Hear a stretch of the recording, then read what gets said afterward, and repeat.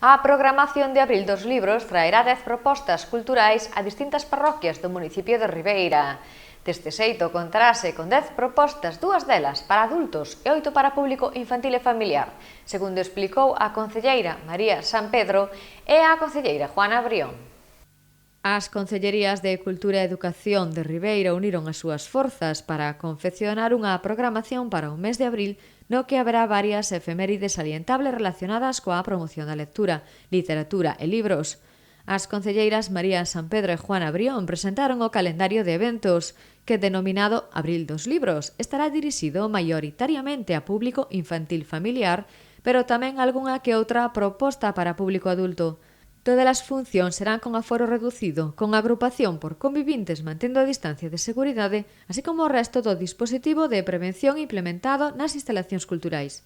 Deste xeito, contarase cun total de 10 propostas culturais, 2 para adultos e 8 para público infantil e familiar.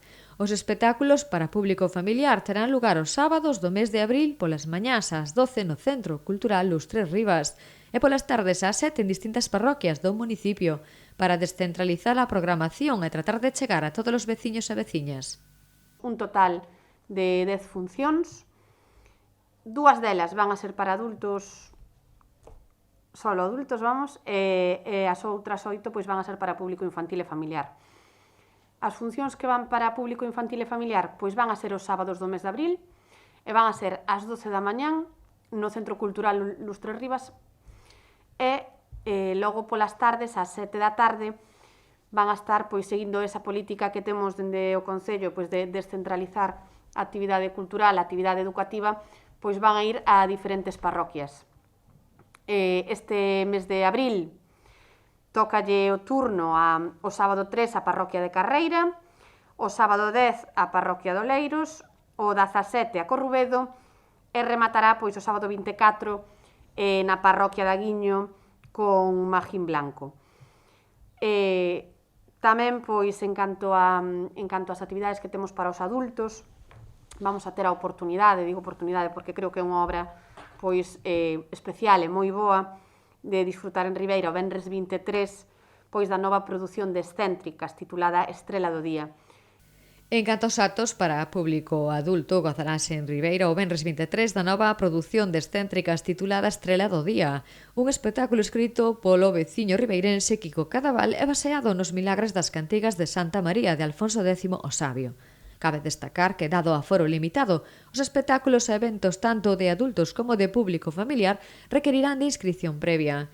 Na semana de cada espectáculo, os interesados deberán enviar un correo electrónico a culturafestesos@ribeira.gal indicando o número de asistentes, relación de convivintes, nome e apelidos e teléfono de contacto. Posteriormente, a Concellería de Cultura confirmará a disponibilidade.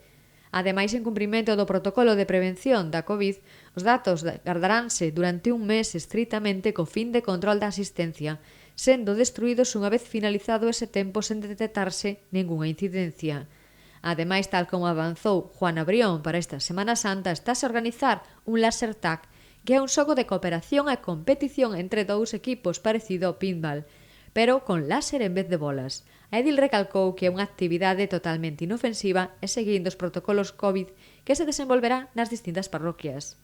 Desde o Departamento de Xuventude queremos facerlle unhas actividades para os rapaces que están así nunhas edades un pouco que non son nin pequenas nin grandes, están así aí no limbo.